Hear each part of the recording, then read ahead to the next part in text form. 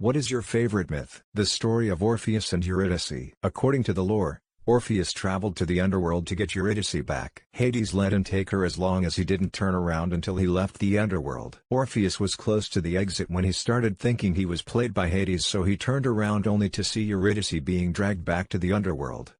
Undines. They are like mermaids, but they look like humans. They live underwater, and they don't have souls. They literally don't have souls. They can get one, but only if they can marry a human and bear him a child. The child usually has a watermark, as it's sometimes called, like some can't be out of water for too long or they burn, or other things I can't really remember. But, my favorite part, is that if the husband of the Undine is ever unfaithful to her, his breathing will no longer be automatic, and he can forget to breathe, and die. All Undines are female, except for the king and father of the Undines, who is the only male.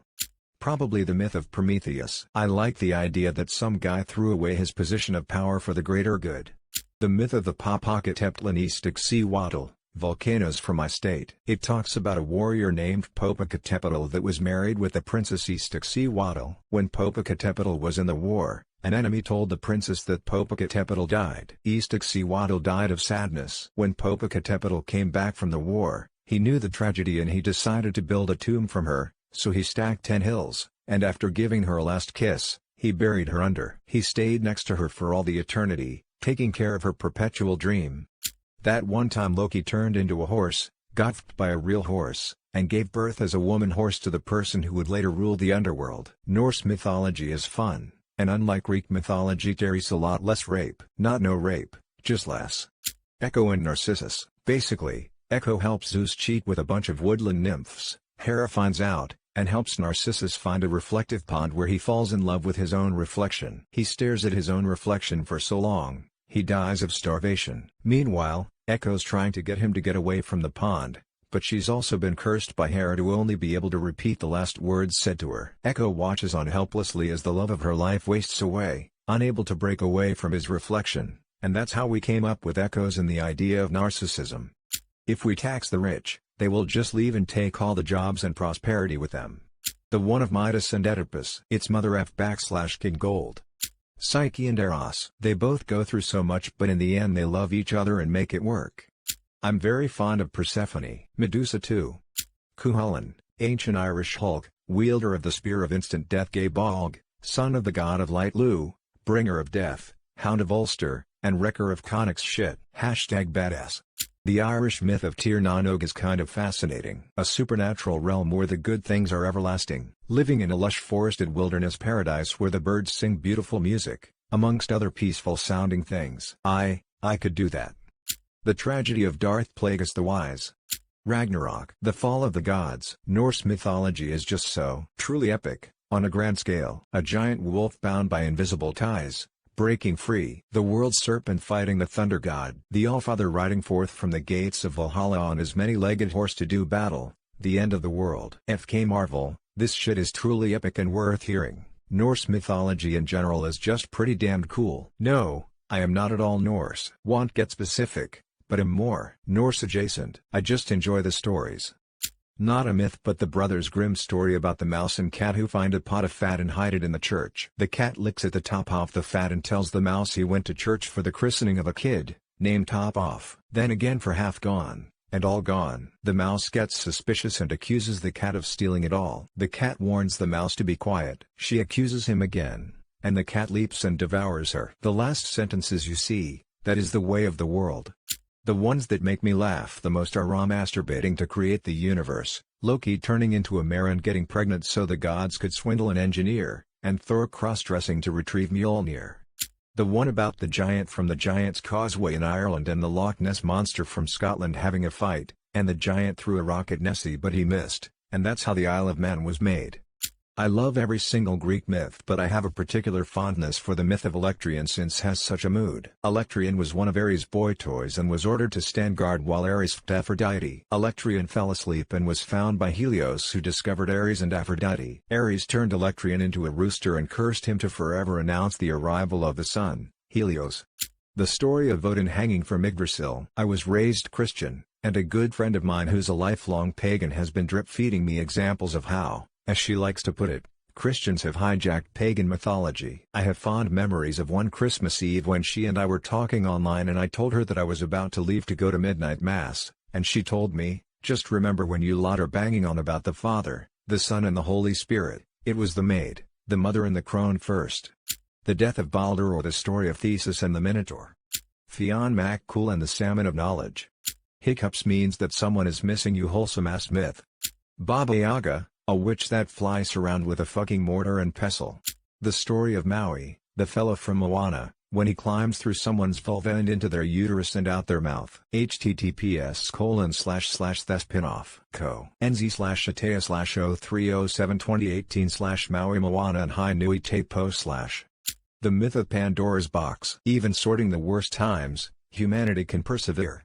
The Tale of Cuchulainn. Just fucking metal. The story of Oedipus is pretty f'd up. Pandora, BC. The reason she was made is hilarious. One day Zeus had a terrible headache and nothing he cools think of worked, so he had Hephaestus split his head open with an axe. When it happened, out walked Athena in full battle armor. I love the Disney short on John Henry so much. There's a myth in Norse mythology where the gods need a wall built to have Asgard protected from the giants. It is a long myth, but my favorite part is Loki ends up getting raped by a horse, male horse BTW.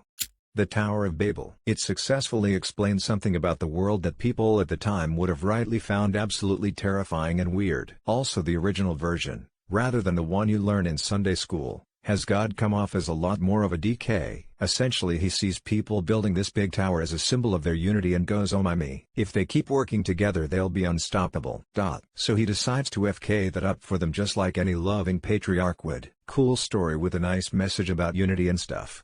The sacrifice of Odin. The Allfather Odin took out one of his eyes, pierced himself on his own spear and hung for 9 days and 9 nights from an ash tree, sacrificing himself to himself, to understand runes and gain knowledge on the things that are hidden from him. I am on kind of a journey for finding my best self, and this story means a lot to me. You have to give up some parts of yourself to become something better. It also means that knowledge never comes free, you always have to sacrifice something for it. The greater the knowledge, the greater is the sacrifice. This story will be the theme of my first tattoo when I finally get my PhD.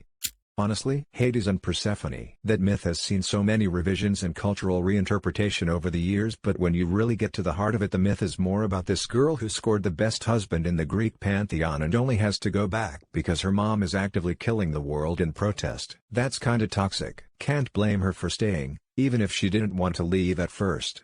Abuki is a mythical man that would come to houses in my small town and eat children that misbehave, not eating the entire food we got / doing some dumb stuff. Me and my siblings, once saw a trash man holding a trash bag and we cried our asses off. When Maui quite literally tamed the sun because the days were too short. This is a NZ legend, don't know about any other island nations that share this because a lot of us share the demigod. Maui https://eng Mataranga Maori, org NZ/support materials /Te Rio Maori /Maori myths legends and contemporary stories /how Maui slowed the sun. That's a link to the story. The Myth of Tantalus. The man who fed the gods his son, if I'm not mistaken, and his punishment was being forced to stand in a body of water with low-hanging fruit trees. Whenever he would reach for either, they would go out of his reach. The time Loki fed a horse so the gods wouldn't have to pay for a wall. I refuse to elaborate. I like the Norse myth about Balder, and how his mother Frigg went all around asking everything not to hurt him except mistletoe because she forgot, so Loki made a dart out of mistletoe, gave it to another god to throw, killing him. Odin got mad, turned one of Loki's sons into a wolf, got him to eat another of Loki's son, kills the wolf's son, and binds Loki to a rock, under a poisonous snake, dripping venom onto his face. I have a lot, but one of my favorite myths is about Io the bull because it basically makes fun of all of the tropes in Greek mythology. The woman with an iron will ever mentioned, Penelope and her love. That a woman with whom I'd share a mutual attraction, and would mutually be even a semi-ideal romantic partner, not only exists but he'll actually find her and hit it off. Odin farting poetry across the land is pretty great. The story of Damocles in Rome, it's just fascinating. Theseus, I like how much he changes as he becomes more powerful and it goes to his head. Trickle-down economics, or the justifications of the war on drugs. The story is that Prometheus fled from the mountain to which Zeus chained him, but since he is cursed he still dies every day.